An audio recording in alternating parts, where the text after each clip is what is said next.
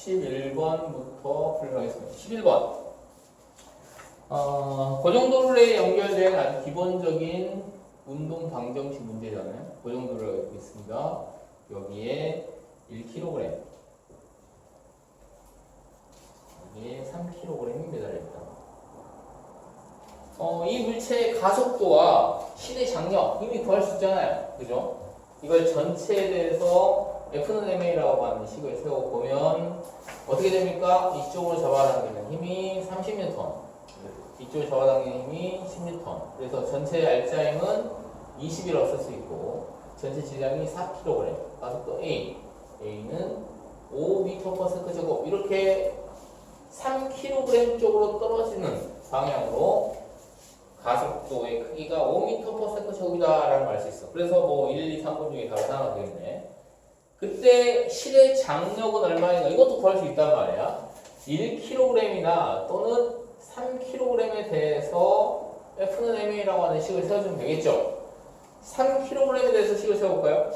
3kg에 대해서 식을 세워보면 3kg에 작용하는 힘은 30N과 실의 장력 T 두 개를 받고 있다. 즉 R자임은 30-T가 되겠다. 질량은 3 곱하기 가속도 이미 구한 게 있죠? 5. 그럼 T가 얼마 나옵니까? 15N이 나오네요. 그러면 답이 15N이나 15N인가 하고 봤더니 15N 없죠? 그래서 실의 장력을 물어본 게 아니라 뭘 물어봤냐면 여기에 용수철에 걸리는 눈금은 얼마인가 이렇게 물어봤단 말이야. 자, 이쪽 이렇게 고정도를 감싸는 실에 매달린 실의 장력이 15N이야. 그러면 이 도르래를 여기서 15N, 여기서 15N 이렇게 잡아당긴다는 얘기니까 총 아래로 30만큼 잡아당긴다는 얘기죠. 그래서 이 용수철 저울의 눈금은 이걸 시력을 쓸 때 이 실에 걸린 장력은 30N이 되겠다. 그래야 고정도르에 대해서 힘의 평형을 만족하니까. 그래서 저울의 눈금은 30이 되겠습니다. 답은 2번이 되겠죠.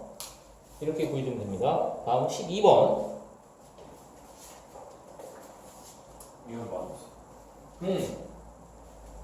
이 상황지수라고 했어요. 암벽 등반가가 지금 암벽을 등반하고 있죠. 좁은 틈 사이를 등반하는데 이런 방식으로 등반하면 되겠다. 12번.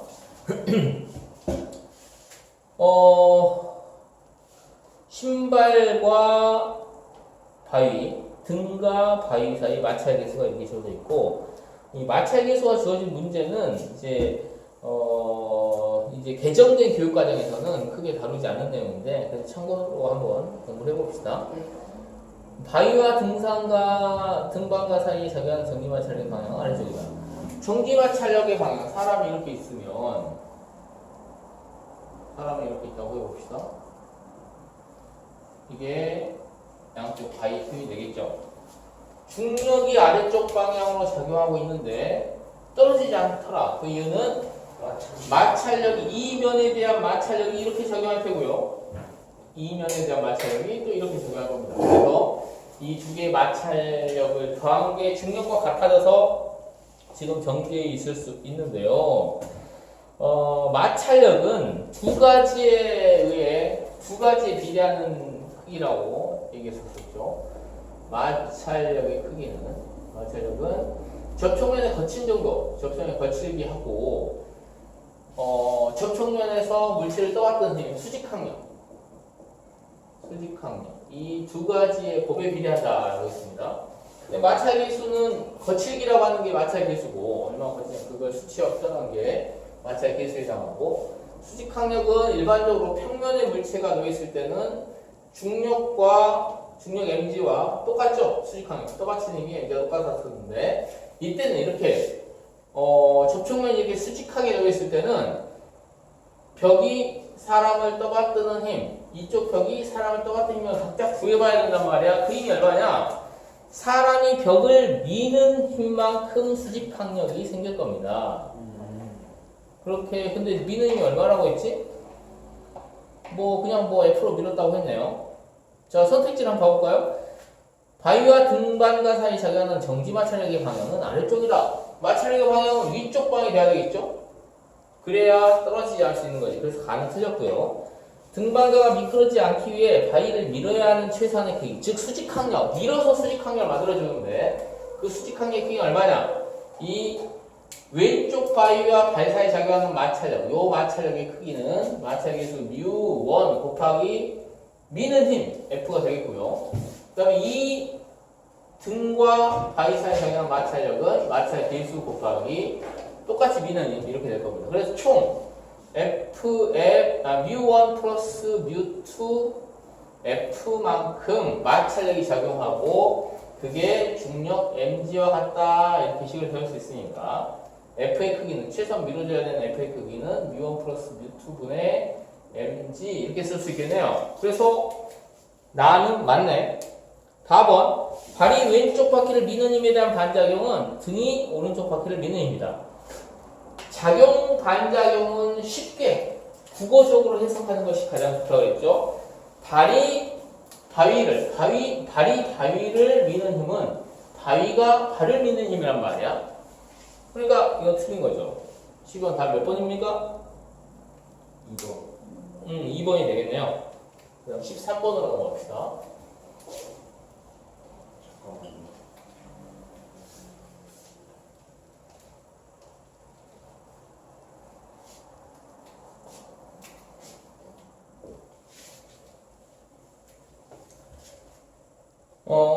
물체가 놓여진 상황이 이렇게 놓여져 있네요.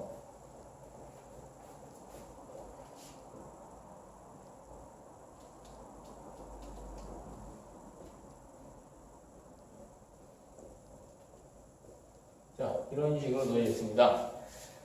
그러니까 수평원 실험대에 쭉 이렇게 돼 있고 마찰이 없고 마찰이 없는 상태에서 이렇게 연결시켜 놨고 이 줄을 A라고 하고 이 줄을 B라고 합니다. 질량이 1kg, 5kg, 4kg 이렇게 주어져 있습니다. 이렇게 가만히 놔두면 어떻게 될까? 이렇게 가만히 놔두면 어떻게 되겠어? 가만히 있을 것 같아? 가만히 있다고 합시다. 가만히 있고 싶어? 가만히 있을 것 같아요. 가만히 있지 않습니다. 아 왜요? 마찰이 없잖아. 마찰이 있다고 한다면 가만히 있을 확률도 있거든. 가만히 있을 수도 있는데 마찰이 없기 때문에 무조건 움직입니다. 어느 쪽으로 움직이겠어? 당연히. 4kg. 그렇지. 이쪽이 무거우니까 이쪽으로 가속도만 하겠지. 마찰이 없으니까 이 운동을 방해하는 힘이 없단 말이야. 그래서 무조건 움직인다는 거야. 자, 그럼 이거 가속도 먼저 구해봅시다. 가속도를 구하기 위해서 전체에 대해서 이 세 개로 이루어진 물체 세 개로 이루어진 이 물체의 전체에 대해서 F는 ma라고 하는 식을 세워보면 자 1kg 쪽으로 잡아당기는 중력이 얼마입니까? 10N 있겠지. 1kg 중력만큼 4kg 쪽으로 잡아당기는 중력이 얼마입니까? 40N 있겠지. 이 5kg 쪽으로 잡아당기는 중력은 아랫방향으로 있는데 그거랑 수직항력이 서로 상쇄되니까 아무 의미가 없습니다. 그리고 운동 반대 방향으로 마찰력이 작용할 수 있는데 마찰력 없다고 했으니까 이게 끝이야. 그럼 물체계 전체에 대해서 작용하는 알짜 힘은 얼마가 됩니까? 30이 되죠. 30N.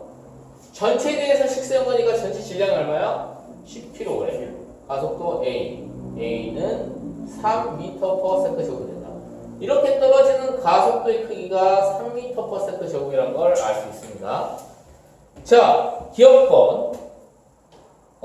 수의 가속도는 6이라고 했으니까 틀렸네요.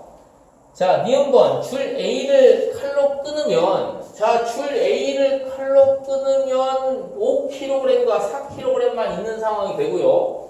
당연히 이쪽으로 운동을 방해하는 힘도 줄어들었고, 그 다음에, 무슨 소리야? 여기서 내는다는 거 아니죠? 자. 당연히 그 가속도를 구해보자. 그럼 바로 또 실 A가 끊어졌을 때 1kg이 사라진 상황. 그 상황에서 가속도의 크기 바로 암산의 상황 구해볼까요? 얼마가 되죠? 그냥 증가한다고. 증가합니다. 증가해.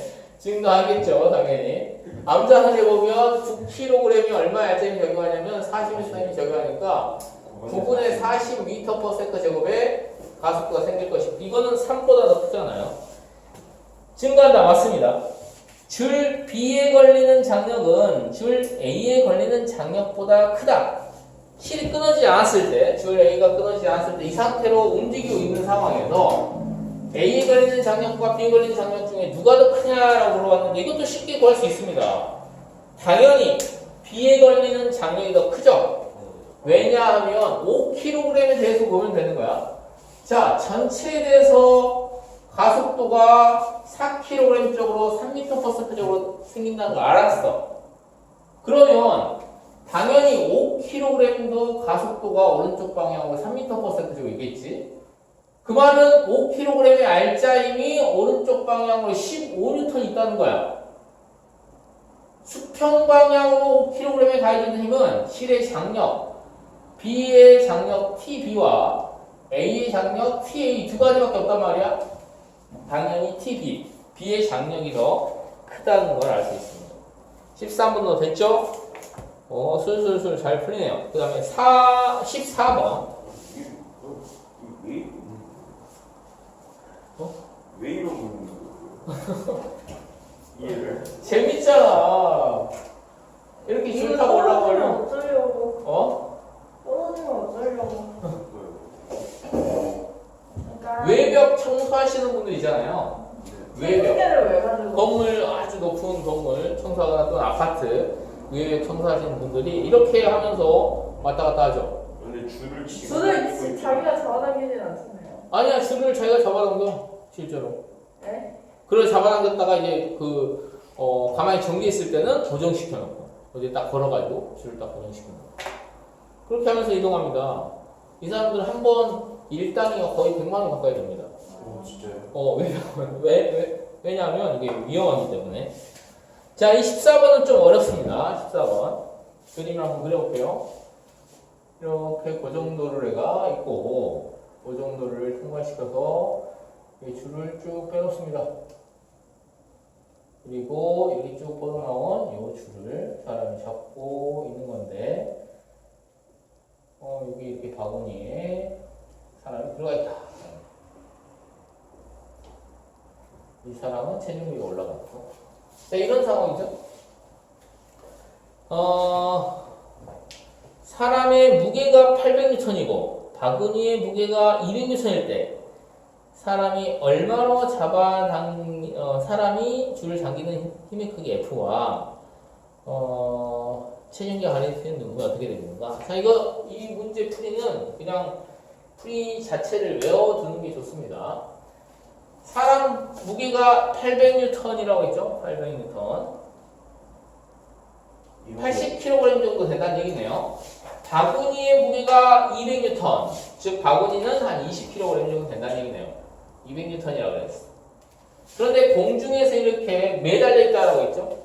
지면이 이렇게 있어 공기에 매달려 가만히 정지해 있다라고 그랬어. 그러면 이 바구니와 사람을 한 덩어리로 취급해 봅니다. 이걸 한 덩어리 쫙 보는 거야. 그러면 이 한 덩어리가 한 덩어리 작용한 총 중력 얼마입니까? 1000N이죠. 1000N이 아래쪽으로 작용하고 있는 건데 이 1000N을 버티고 있는 실은 몇 개가 있어? 2개가 있잖아요.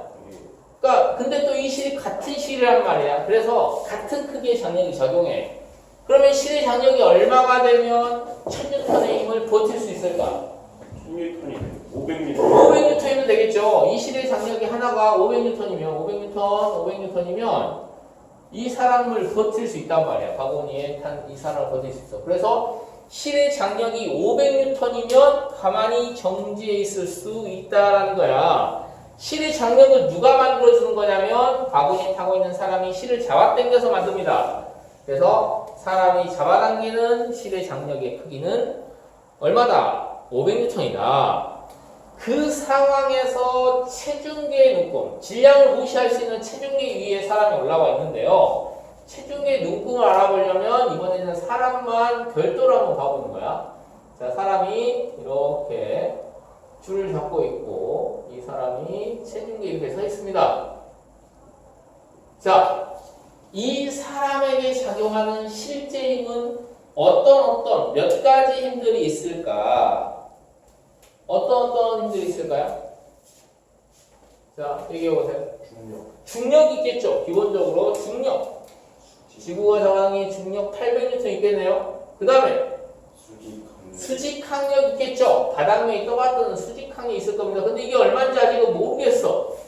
또 어떤 일이 있을까? 사람이 실을 잡아당기잖아, 500N으로. 그럼 당연히 그 반작용, 실이 사람을 잡아당기는 힘이 있겠지. 실, 이 손끝에서 실이 사람을 잡아당겨 얼마나 잡아당긴다고 그랬어? 지금 500N으로 당기고 있으니까 500N으로 당기고 있는 거죠. 그러면 수직항력 N이 얼마라는 거야? 가만히 정리는 어? 300년. 300N이 되겠죠. 체중계가 표시하는 눈금은 수직항력을 표시하는 겁니다. 체중계가 사람을 떠받드는 힘, 그 힘을 측정하는 거야. 사람이 체중계를 누르는 힘, 체중계가 사람을 떠받드는 힘, 그게 바로 체중계 표시되는 거니까 답은 300N 이렇게 해주면 되겠다. 됐죠? 네. 다음 15번으로 넘어갑시다.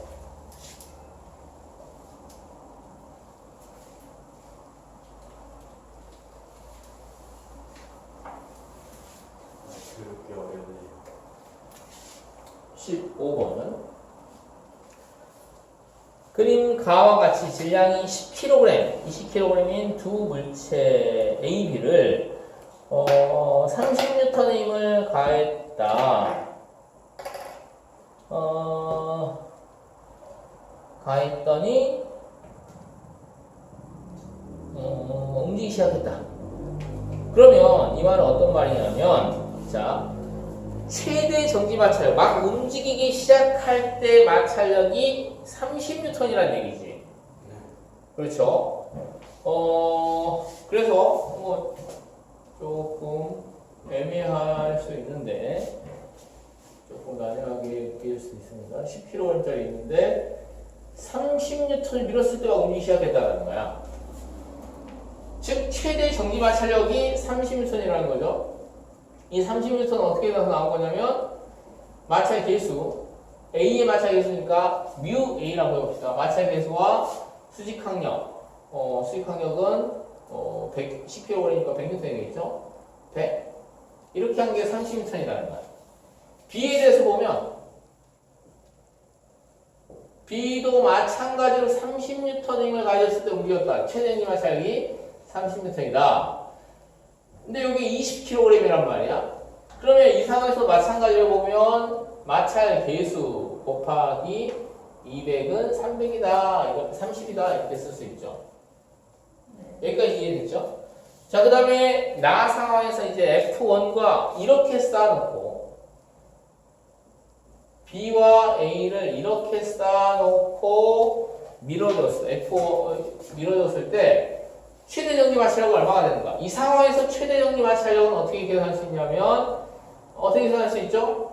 이 F1의 크기는 뭐라고 할 수 있냐면 지금 접촉면 붙어있는 접촉면의 마찰 계수가 A 거야 B 거야? B 거죠? 그러니까 뮤 B가 되겠죠? 뮤 B 곱하기 두 개의 수직항력 두 개 더하면 얼마야? 300이 되겠죠. 그러면 뮤 B만 우리가 구해주면 되겠네. 뮤 B가 얼마인가요? 뮤 B는 200분의 30이지. 그래서 200 이거는 200분의 30 곱하기 300이니까 어떻게 됩니까? 어떻게 되죠? F1은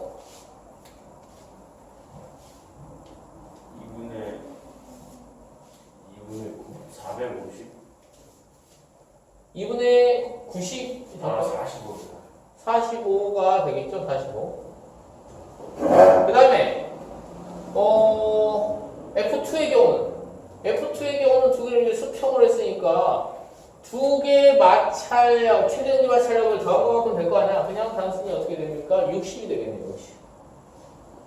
그죠? 30톤, 30톤. 이렇게 수평을 밀었을 때 30, 이렇게 수평을 밀었을 때 30 되니까. 그래서 45N 대 60N이니까 몇 대 몇이 됩니까? 3대 4. 3대 4가 나오죠? 3대 4. 45대 60입니다. 그렇게 해서 15번은 됐다.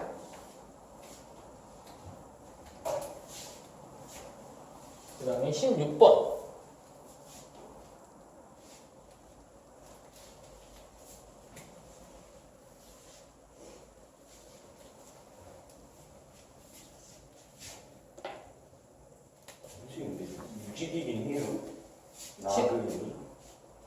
나그네 움직이죠. 아니 움직이게 하기 위해서 필요한 최소한의 힘. 그러니까 힘을 계속 움직일 때까지 계속해서 힘을 가해주는 거야.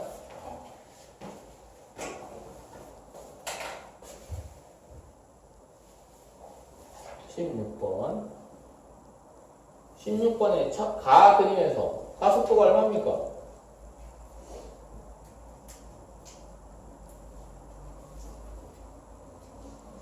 가속도요? 가속도가 전체에 대해서 식을 세워주는 거죠. F는 M이라고 하는 식을. 전체. 3분의 10. 3분의 20이죠. 중력이 지금 20N이잖아. 근데 아니구나.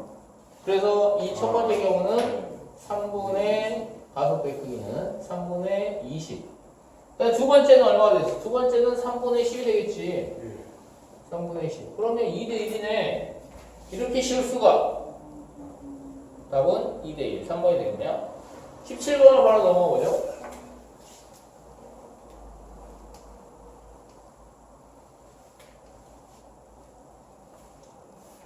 (17번) 두 물체를 이렇게 절벽에 걸쳐진 문제. 이렇게 매달았을 때 가속도, 그 다음에 실이 끊어졌을 때 가속도. 실이 끊어지게 되면 우선 A를 볼까요? 이렇게 설치해놓고 마찰해놓으면 이렇게 설치해놓으면 이렇게 가속운동을 할 거야. 그러니까 둘 다 A, B 둘 다 시간에 따른 속도 그래프가 일정하게 증가한 이런 가속도 운동을 할 겁니다. 그러다가 실이 끊어졌어. 그러면 A는 수평 방향으로 힘을 받아 안 받아? 아무 힘도 안 받죠? 그러면 이 물체는 무슨 운동하죠? 등수 운동하죠? 그래서 A는 이렇게 될 겁니다. 이게 A의 운동이 될 거야.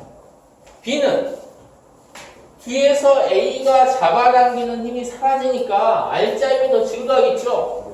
그래서 가속도가 더 커져서 이렇게 똑같은 기울기로 가면 안 되고 더 기울기가 더 큰 이런 운동을 하게 되니까. 그래서 답을 골라보면 답이 4번이 되겠네요. 그죠? 이렇게 간단하게 구할 수 있습니다. 와, 정말 간단하다. 간단하죠?